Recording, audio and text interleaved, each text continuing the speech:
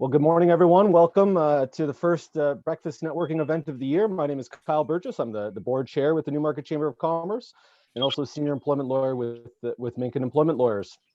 I want to begin our meeting in a good way by acknowledging the land that we live and work on. This is an important step on our path of truth and towards reconciliation, which is the work of all Canadians. I want to acknowledge that we are on the traditional territories of the Wendat, the Haudenosaunee, and the Anishinaabe peoples, whose presence here continues to this day.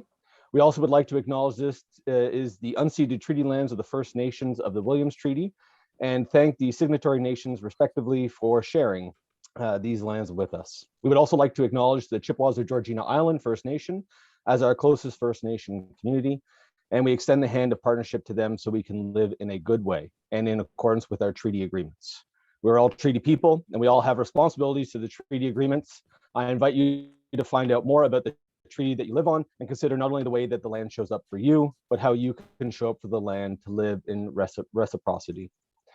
I would also like to acknowledge the following board members and dignitaries that are in attendance with us this morning. Fellow board member and Vice Chair Sean Lafarty with Sun Life Financial, MP for Newmarket Aurora, Tony Van Bynen, Don Gallagher Murphy, representative of MPP Christine Elliott, Town of Newmarket will be hearing from very shortly, and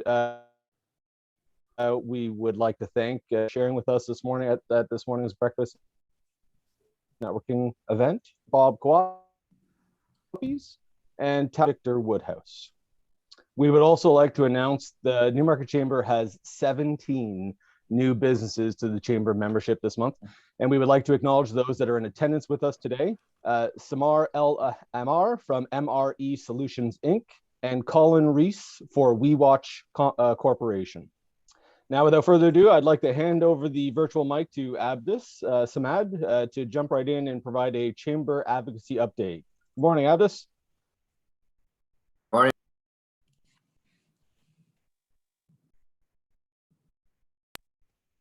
I was being forcefully muted. That virtual mic is tricky sometimes. It's tricky. I think someone on the back end doesn't want to hear the sound of my voice this morning. I understand. I completely understand that. Morning, everyone. Great to see you all here today. I just wanted to provide a bit of a snapshot on some of the things that we've been working on.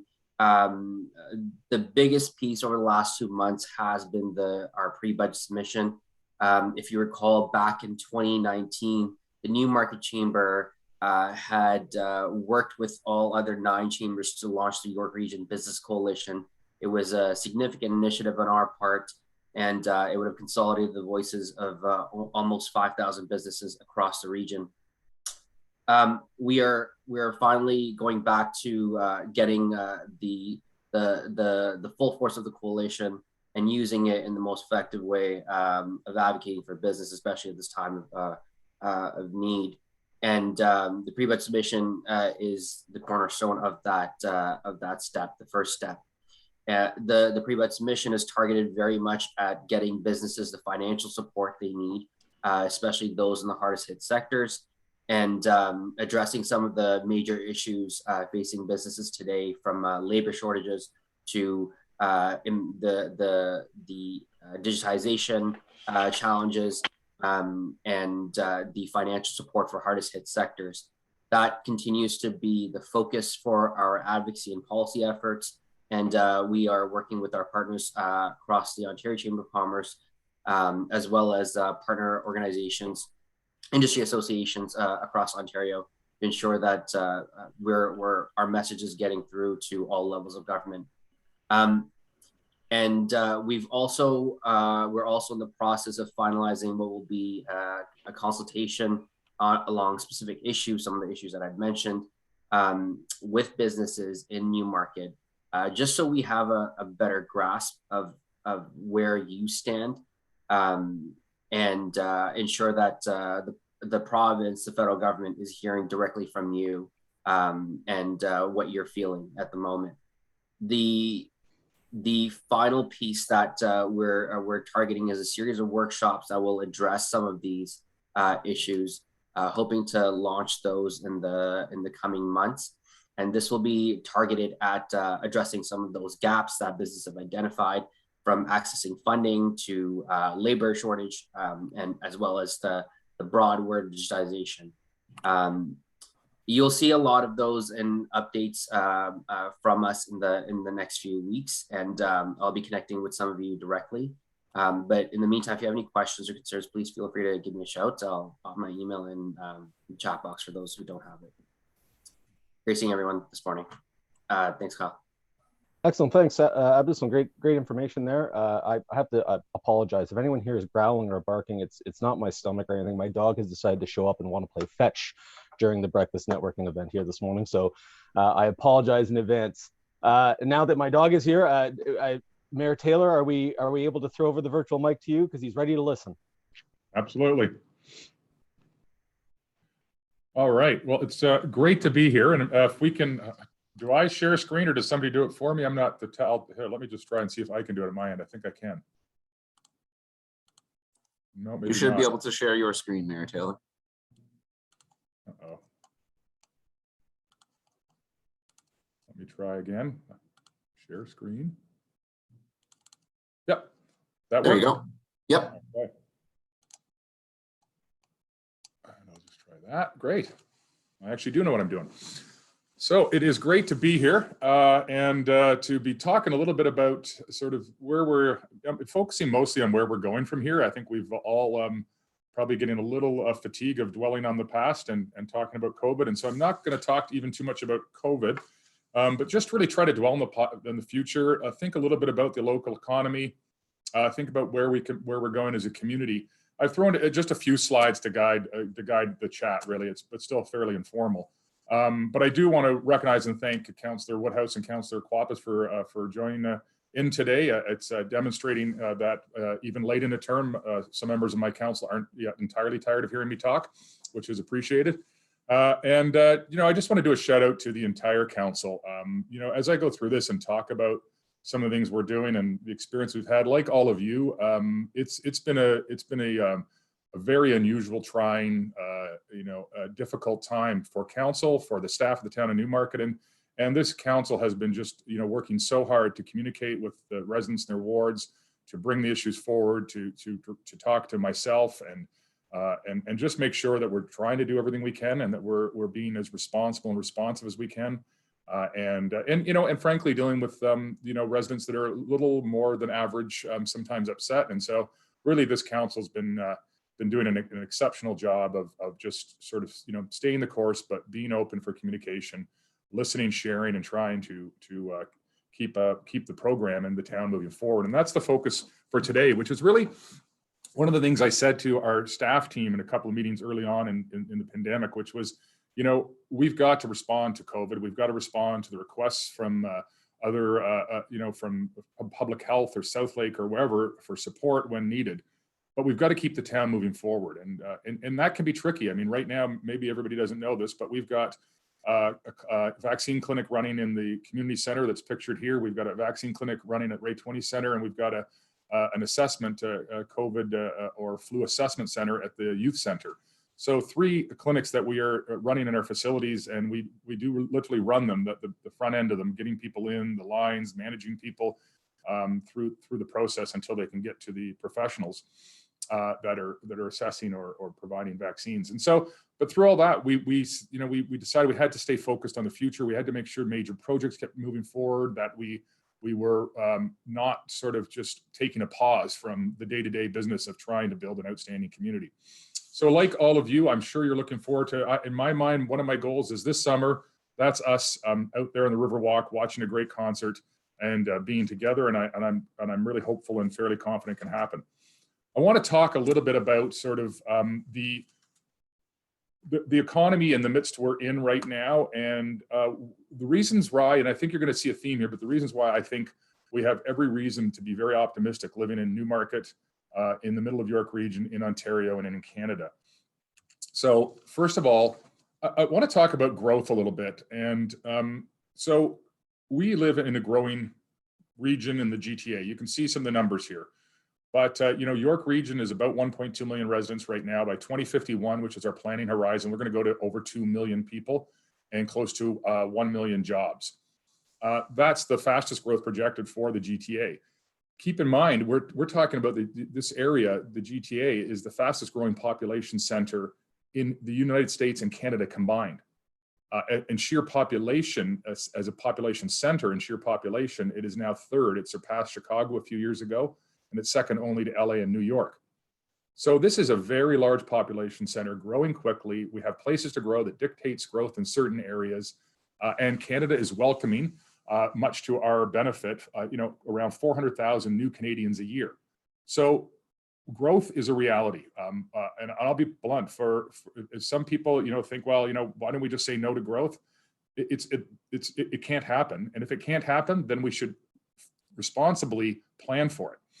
Now, my belief is that if somebody says you want to see Newmarket grow, my answer is yes, but responsible, moderate growth. So Newmarket grows at about 1% per year. So in other words, we add about 1,000 people per year to the town of Newmarket. So by 2051, the planning horizon, we're at 91,000 right now. We'll be at about 120,000, 1,000 per year. You can keep that in your mind and you won't go too far wrong. That's what we've done for the last 10 years, in fact, is about 1,000 people per year. That's at 1% growth. That's, believe it or not, for the GTA, considered actually low to moderate. And if you've ever lived in a negative growth community, it isn't the greatest thing. Businesses can't count on growth as one of their drivers of success. The housing market stagnates, and sometimes you'll see housing prices decline. So I think living in a growth center has a great deal of benefits for the community, but we've got to manage it. Keep it paced and moderate. You get to 6-7% growth. It's really hard to keep up. It's hard to plan properly. It's hard to put in the infrastructure in a responsible manner. But 1% growth for us, I think, works well. Keep in mind, we're surrounded by some communities with higher percent growth, and we're the business center and the healthcare center and the retail center. So our growth to the business community will feel more like 3% growth, which is fairly robust. So as I've said before, not a lot of people love growth. Residents of Newmarket don't love growth because it means construction headaches. And it does. But at the end of the day, it brings a great deal of benefits to the community as long as it's managed well. And keep in mind, if you were to rewind back, because I can't really remember a time when anybody said they loved growth or they loved a new construction project. But if you rewind back a ways, what you'll realize is that when growth came, it brought things with it. We wouldn't have, without growth, we would not have the Stronach Cancer Center, right? That's there because we have the population and around us and in us to support it.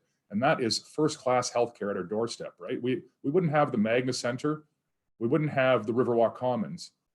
We wouldn't have the festival program we have. So a lot of these things bring a lot of things we love, to our community. So there's pluses and minuses, but on balance, I would say, first of all, growth's a reality.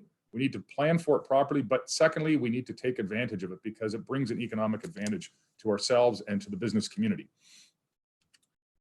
So beyond growth, though, that's not enough to build for a future and to build a strong performing local economy.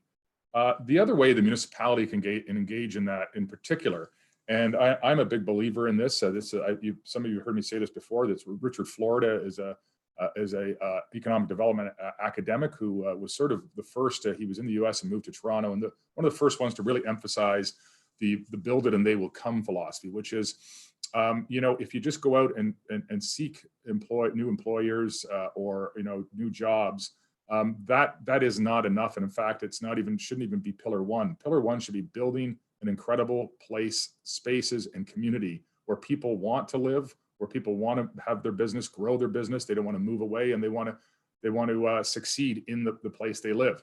And so this is very front and center for us as a community. And just here, if you look at it, Riverwalk Commons, about. Down at the bottom is a new fully accessible splash pad in the community. Our trail system's continuing to get built out. We have one of the best trail systems as a municipality, and we know that's highly valued by our residents, and that's by future residents and current residents. Up on the top left is the new skate park that's under construction at the Magna Center. It's going to be an amazing new amenity for the younger residents of our town, and I'm sure there's some people on the call who have some kids who are going to really, really enjoy that. And it just brings another feature to the community that makes it a complete community. And when it comes to a complete community, you need arts. And for that, if you look at the New Roads, we recently rebranded and received sponsorship dollars from New Roads for the Performing Arts Center. For those who haven't been in it, it's had a considerable facelift in the interior, looking more like a modern performing arts theater. And we're escalating the kinds of talent we're bringing in there to make sure that people want to live here and people don't feel they need to go to Toronto all the time for their entertainment or their options. And of course, the top center is the Mulak house in the Mulak Park, which will, still be 3 years to completion. But it's going to be something that, in my opinion, will put us, will get significant attention across the GTA. This 15-acre park will have water features, Indigenous gardens, artist residencies, an arboretum, a skating trail, and much, much more. Playground areas, meditation areas, etc. And the house is going to get a complete facelift and a reinvention, and will be will be able to function as with a cafe in it and events, and other partners are being explored at this time. And we're talking to quite a number of potential partners that could enhance Newmarket in various ways, and yet make that space something that comes alive for the residents of Newmarket, still public facing.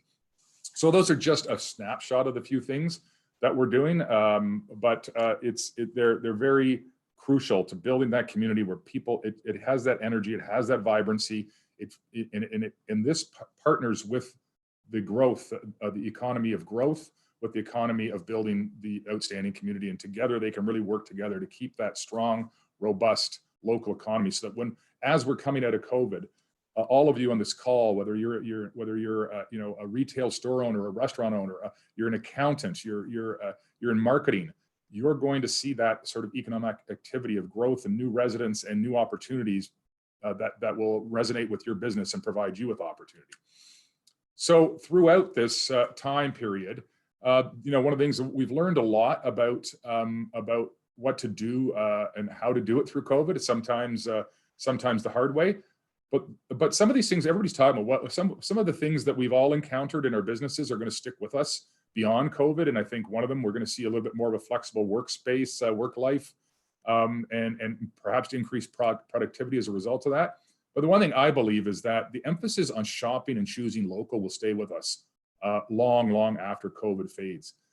And you can see here that brand is all over this slide. But really what this slide was about was various things. We had a very robust patio program to make sure that the restaurants managed through a difficult time. We had the Choose Local program, partnering with the Chamber of Commerce and so many different initiatives to try to make sure that we were getting that theme across. And I hope that some, if not many of you, felt to some degree. Is it a cure-all? Absolutely not. But even if you get 5 or 10% more revenue from shop local messaging over months and months and programs and prizes, that could be meaningful when you're trying to get through a very tough time. And then we did the trade your parking tickets for takeout for a period of time. And we've done many other things, like we waived sign fees for a while. We allowed signs to stay out longer. We waived various other fees. We actually had a very significant wastewater rebate of $1,000 for qualifying small businesses. So there was a number of things we did locally, recognizing that the federal and provincial governments obviously are doing the heavy lifting with the kinds of programs that were put in place and need to be put in place to manage through this. And we know that it's not over, and we know that many businesses still need that support. And we heard Ab just talking about that. So, but this gives you a bit of an idea of some of the things the town was doing and will continue to do. I believe this is incredibly important, even beyond COVID, that we instill in our community a heightened sense of supporting our local businesses and shopping local in every way you can. And frankly, it's not only good for local business, it's good for the environment. So I'll keep moving along here. And this is sort of where I want to finish off talking about, which is just, it's in keeping with what I've said, which is I believe completely that we are going to come out of COVID through 2022, 2023, and we're going to be in a very strong local economy. There are macro indicators and forces beyond the control of the town and perhaps, in the province and perhaps even the country when it comes to, things like interest rates, quantitative easing, inflation, et cetera. But I want to share with you that I am extremely optimistic about the community your business is working in. And this will just give you a bit of a highlight, and I'll try to go through it fairly quickly. But on the top left is the old post office, and many of you have probably heard now that the streetcar has purchased this property, and you can actually see this is, believe it or not, a very historically sensitive redesign of theirs, showing what it will look like when it's done, which is a vast improvement to the exterior facade. And you'll notice on the top, there's a glass addition at the back that isn't very visible, so very sensitive. But this will be, this will be 58 hotel rooms, a rooftop restaurant, outdoor patio, and event space, right in the heart of the downtown of Newmarket. This is a boutique hotel, a little bit higher end, the only boutique hotel in York region. And this is really, I think, marking Newmarket in a different way, apart from other communities, and branding us as that sort of progressive, exciting community with a downtown where a lot is going on. And I can tell you there's a number of other new stores right now emerging along that area as well. So if for those of you who are curious, you can Google right now if you want. I won't be offended, but you can look up the Gladstone, for example. That's a hotel, a boutique historic hotel that they've done already. And you can just get a sense from the photos there that what kind of work they do, what it'll look like when it's done. So you can just Google it with images, and it'll give you a good sense of that. So moving on from there, in the middle image there, believe it or not, that's the Upper Canada Mall future vision. That's the Upper Canada Mall secondary plan. Now, some of you might have saw that as well. Significant buildings and plans to completely redesign it over the long term. It's a 50-year vision. So, I wouldn't be too alarmed that, there's going to be, thousands and thousands of residents there in the next 12 months. It's a very long, slow roll, but it's important to understand that site, how significant it is in the town, and how to plan for it 30 years in advance. And so that it can be phased and it can be managed properly. And this year, you'll see construction on Yonge Street in front of the mall, which will basically be similar to Viva on Davis and Yonge, except the buses will not have dedicated lanes in the center, but it'll be completely redone with beautiful boulevards, et cetera. And the entrance to the mall will be moved slightly to the south, which will be part of the eventual master plan. The image on your right there is actually a photo I took of a model, a very elaborate model of the Kingsley. That's at Patterson and Davis, two 15-story condominium buildings attached with a podium with a rooftop amenity space. Podium 1 sold out within 30 days, pretty 90% sold out. Podium 2 in 1 week was at 60% sold. And this leads to another issue that I won't talk about today, but you've heard me talk about many times, which is housing affordability and those challenges. These units are selling for around the 1,000 square foot mark, 900 to 1,000 square foot. 600 square feet is $600,000 kind of thing. So not inexpensive, but a beautiful development, providing some options, because some of it will be obviously condos that will be rented out right across from South Lake, with, we know has thousands of employees and a great deal of need. And frankly, it will be beautifying a corner of the community that is ready for rejuvenation, let's say. Bottom left is Shining Hills. You might have heard about that this week. We reached a landmark deal to provide a complete community model through negotiations with Shining Hills. They're going to be providing advanced environmental housing. They're going to be providing affordable housing and affordable housing options, all well above what you would normally see in a new development. There's going to be 6 kilometers of trails embedded in 80 acres of forested green space preserved forever. There's going to be dollars provided from this development on a per house basis to go towards some of our key projects. The Mulak Trail, if you haven't heard about it, will go from one end of Mulak to the other, off-road multi-use trail like the Tom Taylor Trail. We have just started planning for that a year or two ago. The design is now finished. It will connect, if you think about it, Newmarket High, the Magna Center, Mulak High, the eventual Mulak GO station, the Mulak Park, and much more, the town offices, et cetera. This trail, we thought originally would take 5 to 10 years to build out. The Tom Taylor Trail took close to 30. Due to a funding partnership with the region and funding from this Shining Hills development, we now have the funding in place, and we haven't started yet. So we can roll this out in 1 to 3 years and have it completed in a major new amenity for the community. And we know how popular trails are. And in the bottom right is live work units over by the GO bus station that is part of the Glenway area. This is a new sort of introduction too. A number of these units on the ground floor will have be allowed for working purposes, so people will live above them and have retail or office type uses below them. In the center that says Stackhouse Road, that's an area the areas in orange are being redeveloped out as we speak. We're talking about close to 400,000 square feet in total that's going in there. They're being built for companies, industry, some of it advanced manufacturing that has already made the partnerships. And you're talking about 500 to 1,000 new jobs that are occurring right now. That's similar to Celestica, for those who remember that announcement. And Celestica has grown beyond that, but this is not insignificant in and of itself. And so, what I really want to share with people here is, we're seeing a housing development, and this is just a sampling I've offered you. Redwood on Yonge, or the former Slusher Square, will be starting this summer as well, and that's a rental buildings. So new residents coming, needing new services and shopping and needing jobs, and for those who have been having a hard time finding some employees, you'll see those opportunities hopefully coming with us as well. We've got industrial and job expansion going on. We're planning for the future in a renewed and invigorated Upper Canada Mall master plan. And the downtown is even through all this difficult times is actually adding things like, the old Flame opened during COVID.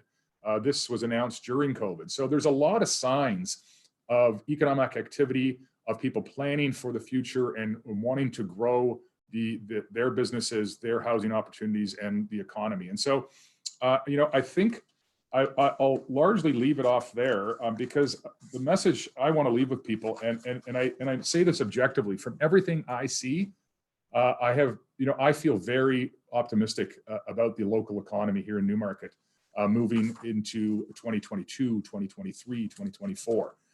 There's going to be a lot of activity across the community. And I believe that's going to translate into opportunity for your businesses as you emerge from what has been a difficult time. And I think that we're going to continue to thrive here. You're in one of the growth areas in North America, the most significant growth areas in North America. A lot of new Canadians, a lot of opportunity, a lot of people just migrating to this area, and movement from urban to suburban. And so I think there's a great deal of evidence and reasons and rationale for each of you to be cautiously optimistic about what the future holds here for us. And I think, the partnerships that we work towards with the Chamber of Commerce, the Town of Newmarket, the Downtown BIA, South Lake, Newmarket Hydro, and so many more that we can work with, the Region of York, the Province of Ontario, the federal government, all of us working together and keeping those lines of communication open and being creative and willing to seize opportunities when they arrive will mean that Newmarket continues to be positioned for success. And that hopefully means that your businesses will have the opportunity to do what you want to do and to fulfill the dreams you have for your personal businesses. So I think with that, I'll end it. And if there are any questions or if there's time, I'm not sure where I'm at with time. I apologize for that. Well, appreciate it, John. Thank you so much for that. What we'll do is, and I appreciate your availability for a few questions before we get into the breakout sessions. I see a couple are adding. If you do have a question, please put it in the chat and we'll do our best. Before I jump to those, one question, you had mentioned that some of the things that we've adopted during COVID are here to stay. One of the things we've seen at the municipality is changing how council meetings, people can attend virtually, make deputations virtually. From a service standpoint, what things can we see that will stay and remain where residents and businesses will be able to access and/or speak to their municipal officials? Yeah, I think, just as an example, and I know that's not the focus of everybody here, but when the time does come when people want to engage with the municipal government or the city government, the engagement we've had through COVID has been significantly higher than pre-COVID.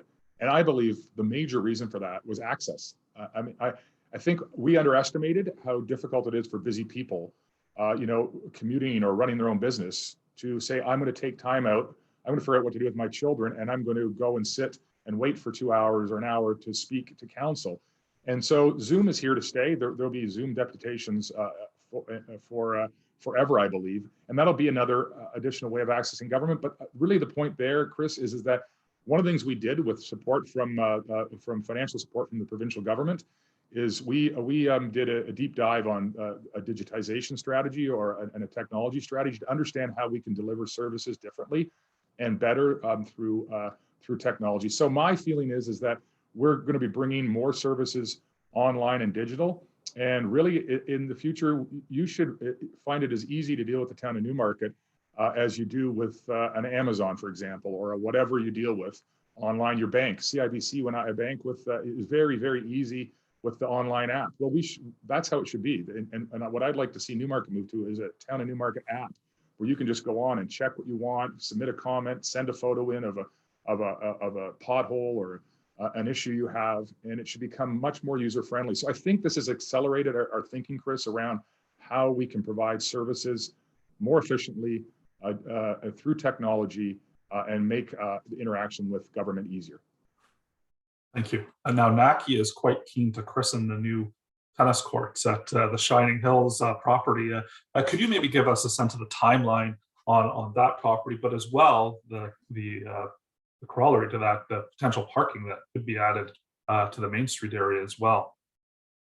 So this, I'll start by saying this has been a tricky one to manage, and Councillor Quapis has been quite involved, obviously because of the downtown and the parking issue, and Councillor Woodhouse and all of council was involved in meetings both in camera and out of camera. But the long and the short of it is this idea of moving the tennis for enhanced parking has been there for some time.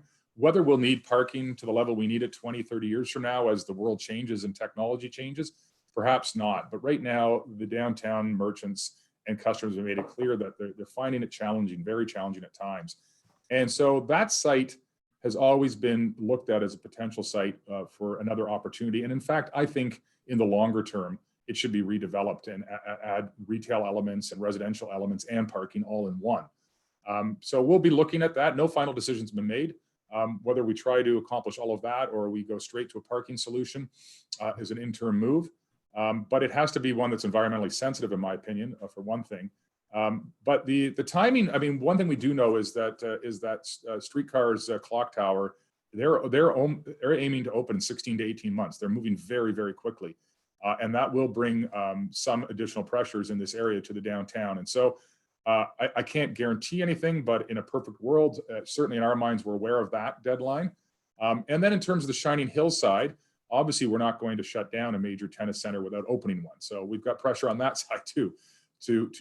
First of all, we need to go through a council process and decide, yes, that's what we're doing. Although there's a lot of momentum in that direction, we need to consult, hear from the public and consult with the user groups and then get things going.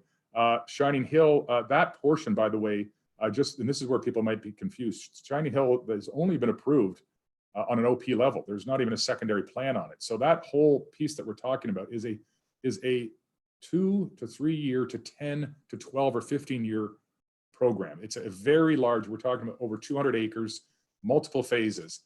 But then people would say, well, how the heck do you get tennis courts in? The tennis court, the location for the tennis courts proposed are in behind lands that were already approved residential and are currently being built. So those townhomes you see on Yonge, that's Shining Hill as well.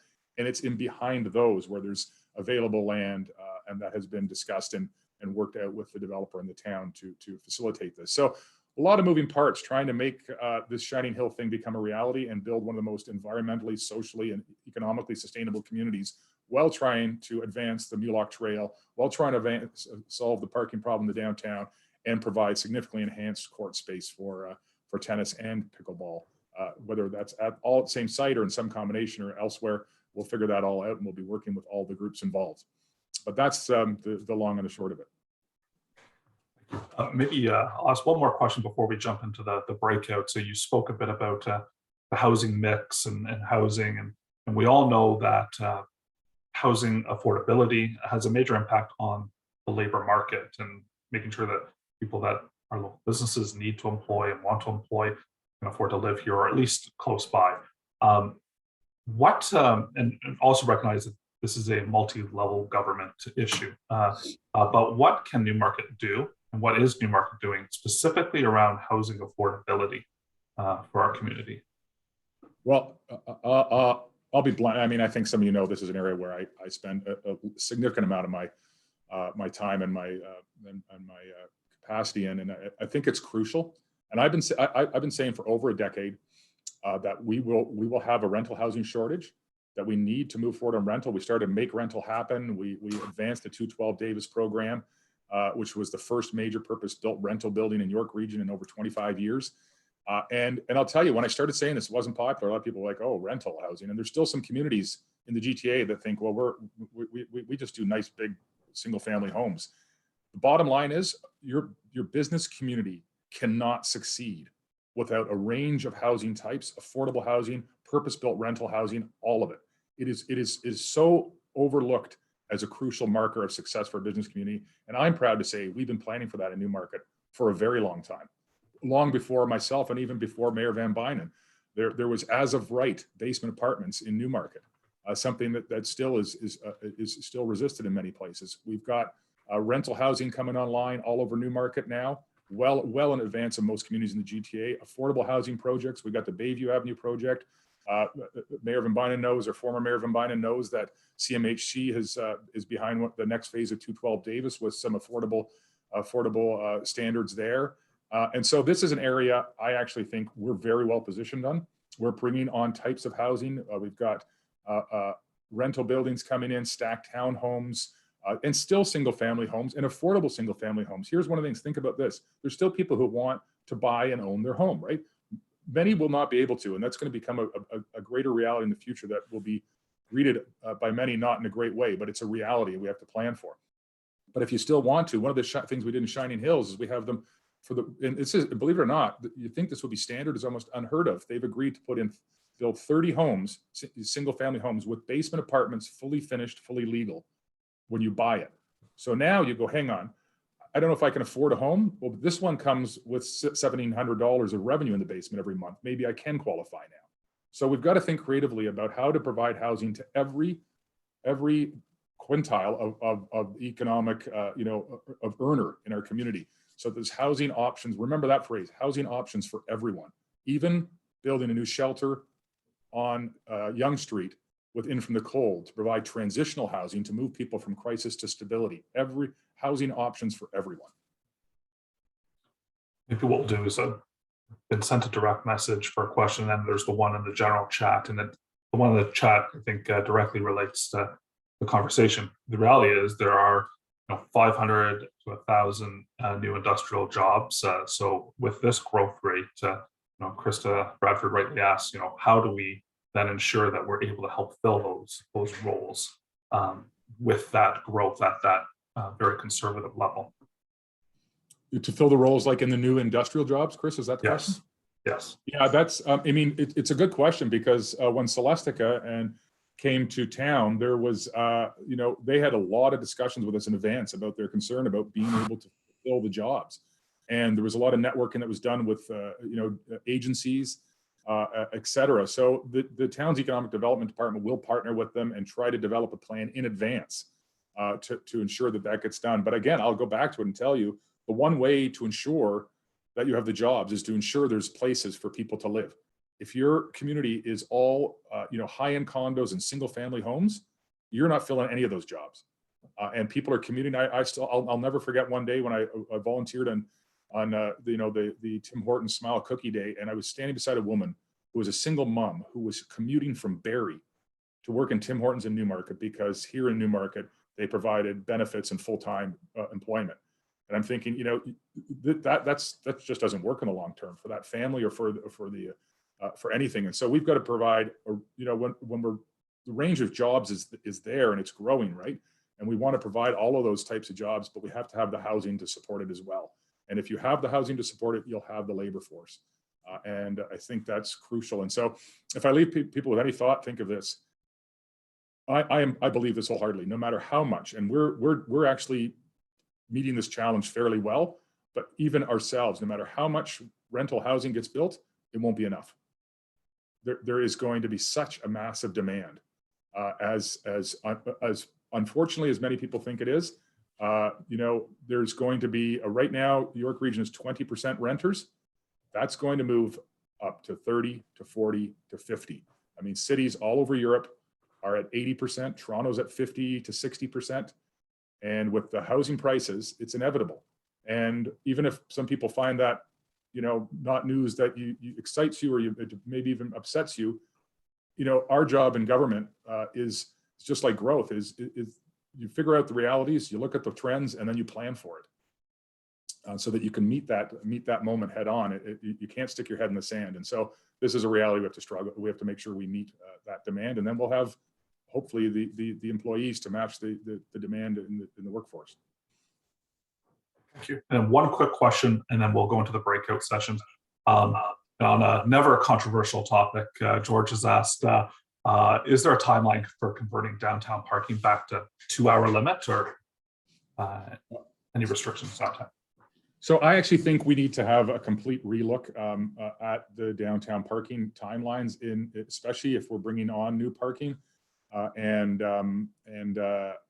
So I think we need to look at it all over the downtown, but I can tell you, and I think Councillor Kloppus would agree, I think the BIA has basically said this, is that right now, well, you'll never get unanimity.